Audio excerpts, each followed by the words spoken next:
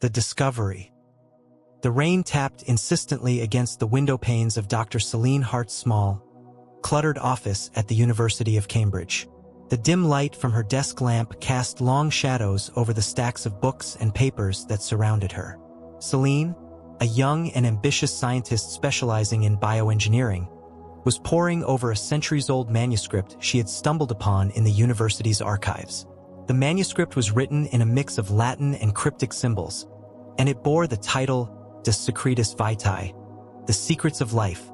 The author, a medieval alchemist named Cornelius Agrippa, claimed to have discovered the secret to creating life. Evelyn had initially dismissed it as the ramblings of a man lost in the mysticism of his time, but something about the precision of the diagrams and the clarity of the instructions had caught her attention. The manuscript described a process that seemed eerily similar to modern genetic engineering, but it predated the discovery of DNA by centuries. As Evelyn deciphered the text, her heart raced. The alchemist spoke of a hidden laboratory, a place where he had conducted his experiments in secret.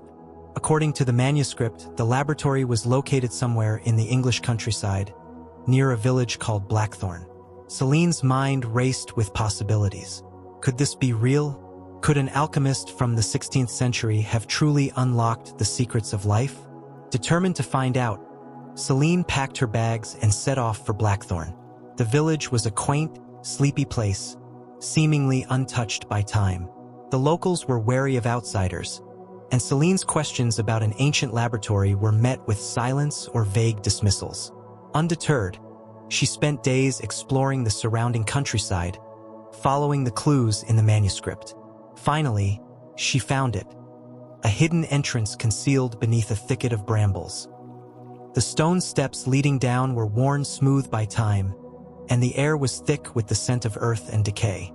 Evelyn's flashlight flickered as she descended into the darkness, her heart pounding in her chest. At the bottom of the stairs, she found herself in a vast underground chamber.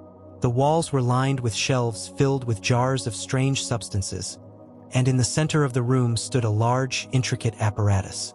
It looked like a cross between a medieval alchemical setup and a modern laboratory. Evelyn's breath caught in her throat as she realized that the experiment described in the manuscript was still ongoing. The apparatus was humming with a faint, otherworldly energy, and in the center of it all was a large glass vessel. Inside the vessel, suspended in a glowing liquid, was a humanoid figure. Evelyn's mind reeled. The figure was unmistakably alive, its chest rising and falling in a slow, rhythmic pattern.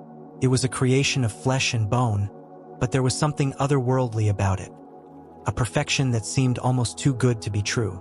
Evelyn approached the vessel, her hand trembling as she reached out to touch the glass. The figure's eyes snapped open. Evelyn stumbled back, her heart racing. The creature's eyes were a deep, unnatural blue, and they seemed to pierce through her very soul. It tilted its head, studying her with an intelligence that sent a shiver down her spine. Who are you?" Evelyn whispered, her voice barely audible. The creature's lips parted, and it spoke in a voice that was both melodic and haunting. "I am your creation." Evelyn's mind raced. This was impossible. The alchemist's experiment had been ongoing for centuries, and somehow she had walked into the middle of it. But how and why? The manuscript had mentioned a final step, but the pages detailing it were missing. As Evelyn tried to make sense of what she was seeing, the creature's gaze never left her. It was as if it was waiting for something, waiting for her, the awakening. Evelyn stood frozen, her mind a whirlwind of questions and disbelief. The creature's voice echoed in the chamber, its words both mesmerizing and terrifying. It had called itself her creation, but how could that be?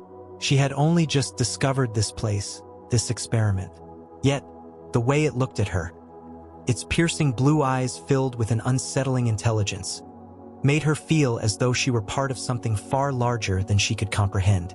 "I am your creation," it repeated, its voice smooth and resonant, as if it were testing the words. "You have come to complete the work."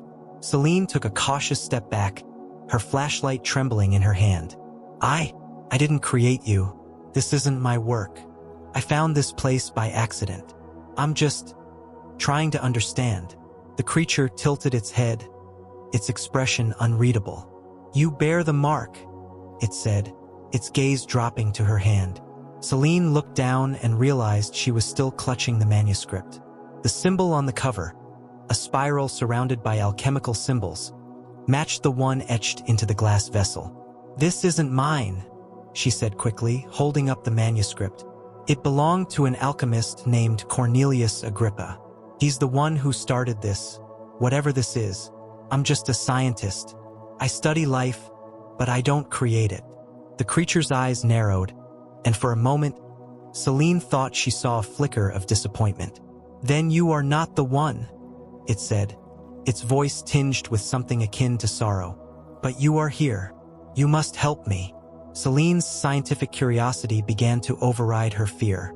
She stepped closer to the vessel, her eyes scanning the intricate machinery surrounding it. The apparatus was unlike anything she had ever seen, a fusion of ancient alchemy and advanced technology. Tubes filled with glowing liquids snaked through the device, connecting to the vessel and feeding the creature within. The hum of energy in the air suggested that the experiment was still active, sustained by some unknown power source. How long have you been here? Celine asked, her voice barely above a whisper. The creature's gaze grew distant, as if searching its memory. Time is difficult to measure here. I have been awake for moments, and yet I feel as though I have waited for centuries. The alchemist, Cornelius, he spoke to me, but his voice faded long ago. I have been alone, waiting for the one who would complete the work. Celine's mind raced. If the creature had been alive for centuries, it defied everything she knew about biology. Its existence challenged the very laws of nature. And yet, here it was, flesh and blood, speaking to her as if it were human. What is your name? She asked, hoping to establish some semblance of connection. The creature hesitated, as if the concept of a name was foreign to it. I have no name. I am the experiment, the creation. But if you wish to call me something, you may choose. Celine thought for a moment. How about ether? It's an ancient term for the essence of life. It seems fitting. The creature, Ether, nodded slowly. Ether. I accept this name. Celine felt a strange sense of relief. Giving the creature a name made it feel less like an experiment and more like a person. But she couldn't shake the feeling that she was in over her head. She needed answers, and the missing pages of the manuscript were the key. Ether, do you know what the final step of the experiment is? The manuscript is incomplete. I need to know how to finish this. Ether's expression darkened. The final step is both the beginning and the end. It requires the essence of the creator. Without it, I am incomplete. I cannot leave this vessel, nor can I truly live. Celine's stomach churned. The essence of the creator? What does that mean? Ether's gaze locked onto hers, and for the first time, Celine saw a flicker of desperation in its eyes. It means that only the one who began this work can finish it. You are not the alchemist, but you carry his knowledge. You must decide whether to continue his work or let it fade into oblivion. Celine felt the weight of the decision pressing down on her. She had always been driven by a desire to push the boundaries of science, to uncover the secrets of life. But this was beyond anything she had ever imagined. If she chose to continue the experiment, she would be stepping into uncharted territory, risking everything she knew. But if she walked away, she would be abandoning a living being, one that had waited centuries for its chance to exist. As she stood there, torn between curiosity and caution, a sudden noise broke the silence. The hum of the machinery grew louder, and the lights in the chamber flickered. Ether's eyes widened in alarm. The power source is failing, it said urgently. If it dies, so do I. You must act quickly. Celine's heart pounded. She had no time to think, no time to weigh the consequences. She had to make a choice. The choice. The chamber was alive with the sound of straining machinery, the hum growing louder and more erratic. Celine's mind raced as she tried to process Ether's words. The power source was failing, and with it, the life of the creature before her. She couldn't let it die, not when it represented such a monumental scientific breakthrough. But the cost of saving it was unknown, and the risks were immense. "What do I need to do?" Celine asked, her voice steady despite the chaos around her. Aether's eyes locked onto hers, its expression a mix of hope and urgency. "The power source is an alchemical construct, a fusion of elemental energies. It requires replenishment. The manuscript, it must contain the instructions." Celine quickly flipped through the pages of the manuscript, her fingers trembling as she searched for anything that might explain how to stabilize the experiment. The symbols and diagrams were complex, but she recognized patterns that hinted at a process involving the manipulation of fundamental forces. She found a section titled Ignis Vitae, the fire of life, that described the creation of a self-sustaining energy source. "This is it," she muttered, scanning the text. "It says here that the power source is sustained by a combination of elemental essences: earth, water, air, and fire. But it's not just about the elements, it's about balance. If one element falters, the entire system collapses." Aether nodded. "The Alchemist designed it to be eternal, but even eternal things require maintenance. You must restore the balance." Celine's eyes darted around the chamber, taking in the shelves filled with jars of strange substances. Each jar was labeled with alchemical symbols, and she realized they contained the elemental essences described in the manuscript. She grabbed a jar labeled with the symbol for earth, a coarse, dark powder, and another labeled with the symbol for water, a shimmering, silvery liquid. "I need to find air and fire," she said, her voice tight with concentration. Aether pointed to a shelf on the far side of the chamber. "There, the jar with the swirling mist is air. The one with the glowing embers is fire." Celine rushed to the shelf, her movements quick but deliberate. She couldn't afford to make a mistake. As she gathered the jars, the hum of the machinery grew more erratic, and the lights flickered ominously. She returned to the apparatus and began following the instructions in the manuscript, carefully adding each essence to the designated receptacles. The process was intricate, requiring precise measurements and timing. Celine's hands moved with a confidence born of years of laboratory work, but her heart was pounding. One wrong move and the entire system could fail. As she added the final essence, the glowing embers of fire, the chamber was suddenly filled with a blinding light. The hum of the machinery stabilized, and the lights returned to their steady glow. Celine shielded her eyes, waiting for the light to fade.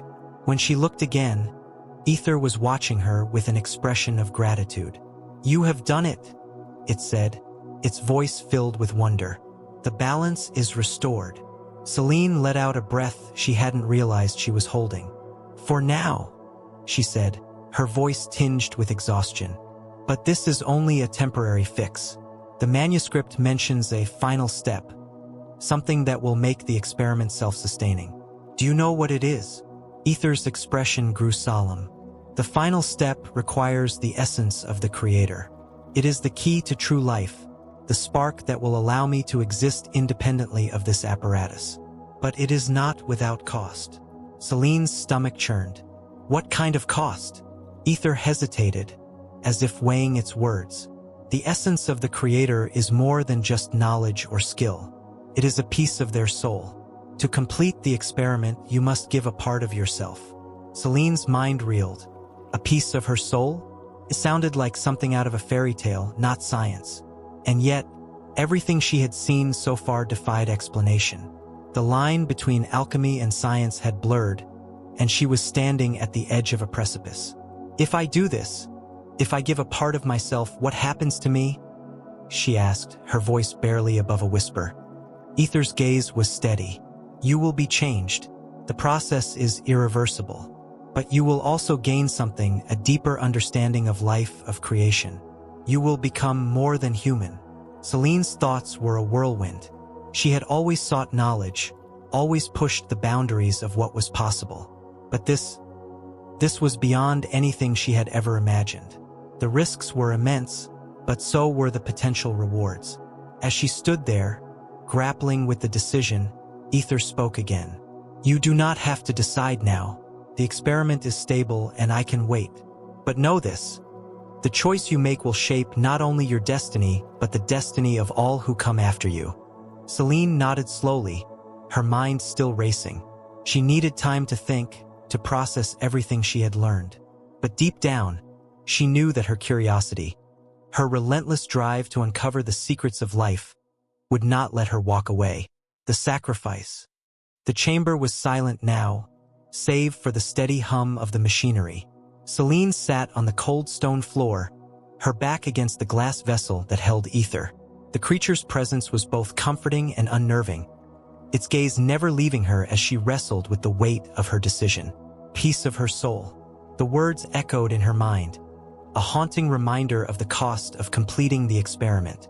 Celine had always been driven by logic and reason, but this was something else entirely. It was alchemy, mysticism, and science intertwined in a way that defied explanation. And yet, the evidence was right in front of her. Ether was alive, a living testament to the alchemist's work. Tell me more about the final step, Celine said, her voice breaking the silence. What exactly does it entail? Ether's expression was solemn, its blue eyes reflecting the soft glow of the apparatus. The final step is a ritual, one that binds the essence of the creator to the creation. It requires a sacrifice, a piece of your soul, as I said. But it is not merely a loss. It is a transformation. You will become part of the experiment, and in doing so, you will unlock its full potential. Celine frowned. A ritual? That sounds more like magic than science. Ether tilted its head, a faint smile playing on its lips. Is there truly a difference? Both seek to understand and manipulate the forces of the universe. The alchemist believed that the boundaries between science and magic were illusions, constructs of the human mind. To him, they were two sides of the same coin. Celine couldn't argue with that. She had seen enough in this hidden laboratory to challenge her understanding of reality. The fusion of ancient alchemy and advanced technology, the self-sustaining energy source, the living being before her, it all pointed to a truth that lay beyond the limits of conventional science. If I do this, she said slowly, what happens to me? Will I still be me? Ether's gaze softened. You will still be Celine Hart, but you will also be more. The ritual will awaken something within you, a deeper connection to the fabric of life. You will see the world in a way you never have before, but it will come at a cost. You will carry the weight of this knowledge, and it will change you. Celine's mind raced. She had always sought knowledge, always pushed the boundaries of what was possible. But this was different. This wasn't just about discovery. It was about transformation. Was she ready to give up a part of herself for the sake of science? For the sake of ether? As if reading her thoughts, Ether spoke again. You do not have to decide now. The experiment is stable and I can wait. But know this, the longer you delay, the greater the risk. The power source is fragile, and without the final step, it will eventually fail. Celine nodded, her resolve hardening. She had come this far and she couldn't turn back now. The scientist in her demanded answers, and the human in her couldn't abandon Ether to an uncertain fate. Tell me what to do, she said, her voice steady. Ether's eyes lit up with a mixture of relief and anticipation. The ritual requires 3 things: your blood, your breath, and your will. You must give a part of yourself willingly, with no hesitation. The manuscript contains the instructions, but the act itself is simple. You must place your hand on the vessel and speak the words of binding. Celine stood and approached the glass vessel, her heart pounding. She opened the manuscript to the final page, where the words of the ritual were written in flowing script. The language was ancient, but the meaning was clear. It was a vow, a promise to become one with the experiment. She took a deep breath and placed her hand on the cool glass. Ether's gaze met hers, and for a moment, they were connected, not just by the ritual, but by a shared understanding of what was at stake. Celine began to speak, her voice trembling at first but growing stronger with each word. I, Celine Hart, offer my essence to the work of creation. I bind myself to this experiment, to its past and its future. I give my blood, my breath, and my will, that life may flourish and knowledge may grow. As she spoke, a strange warmth spread through her hand, traveling up her arm and into her chest. The glass beneath her palm began to glow, and the hum of the machinery grew louder, more harmonious. Celine felt a surge of energy, a connection to something vast and ancient. And then it was over. The glow faded, and the chamber returned to its steady hum. Celine stepped back, her hand trembling. She felt different, as if a part of her had been awakened. She looked at Aether, who was watching her with an expression of awe. "It is done," Aether said softly. "The experiment is complete. You have given me life, and in doing so, you have changed the course of history." Celine's mind was a whirlwind of emotions: relief, wonder, and a lingering sense of loss. She had given a part of herself, but she had also gained something immeasurable. She had unlocked the secrets of life, and in doing so, she had become something more. But as she stood there, basking in the glow of her achievement, a new thought occurred to her. The alchemist's work was no longer hidden. It was alive, and it was her responsibility to protect it. The legacy. The chamber was quiet now, the hum of the machinery a steady, almost soothing presence. Celine stood before the glass vessel, her hand still tingling from the ritual. Aether watched her with those piercing blue eyes, its expression a mix of gratitude and curiosity. The bond between them was palpable, a connection that transcended the physical. "What happens now?" Celine asked, her voice soft but filled with determination. Aether tilted its head, considering the question. "Now we must decide the path forward. The experiment is complete, but its implications are vast. The knowledge you possess, the knowledge we possess, has the power to change the world." Celine nodded, her mind racing. She had always been driven by a desire to push the boundaries of science, but now she was faced with a responsibility far greater than she had ever imagined. The secret to creating life, true, independent life, was no longer a theoretical concept. It was real, and it was in her hands. "We can't let this fall into the wrong hands," she said, her voice firm. "If the wrong people discover what we've done, they could use it for unimaginable harm. We have to protect this knowledge." Aether's gaze was steady. "Agreed. But we must also consider the potential for good. This knowledge could revolutionize medicine, extend human life, and even solve the mysteries of existence. It is a gift, but it is also a burden." Celine sighed, running a hand through her hair. "I know. That's why we need to be careful. We need to find a way to share this knowledge responsibly, to ensure it's used for the benefit of humanity." Aether nodded. "Then we must begin by securing this place. The alchemist's laboratory is a treasure trove of secrets, but it is also a vulnerability. If others discover it, they may seek to exploit it." Celine agreed. She spent the next several hours cataloging the contents of the laboratory, documenting every jar, every manuscript, every piece of machinery. She took detailed notes, ensuring that nothing was overlooked. As she worked, she couldn't help but marvel at the alchemist's ingenuity. Cornelius Agrippa had been centuries ahead of his time, and his work was a testament to the power of human curiosity. Once the laboratory was secured, Celine turned her attention to Aether. "What about you?" she asked. "You're alive, but you're also different. How do you fit into all of this?" Aether's expression was thoughtful. "I am a product of the experiment, but I am also an individual. I have thoughts, feelings, and desires. I wish to learn, to grow, and to contribute to the world. But I am also aware of my uniqueness. I cannot simply walk among humans as one of them." Celine nodded, understanding the complexity of Aether's existence. "We'll figure it out," she said. "Together. You're not alone anymore." Aether smiled, a genuine expression of gratitude. "Thank you, Celine. Your courage and compassion have given me a chance at life. I will not waste it."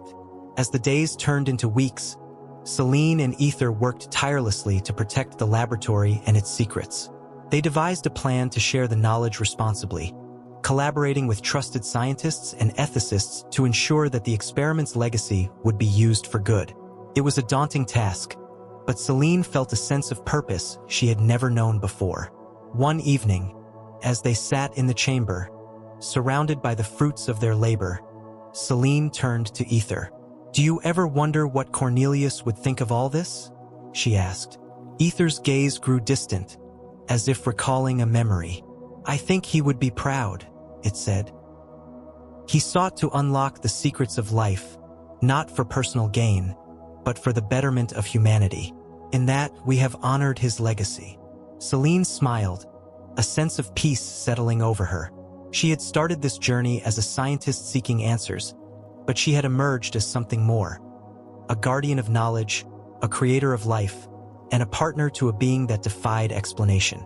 As she looked at Aether, she realized that the alchemist's last secret was not just the creation of life, but the understanding that true science was not about control, but about connection. It was about the bonds we form, the risks we take, and the legacy we leave behind. And in that moment, Celine knew that she had found her purpose.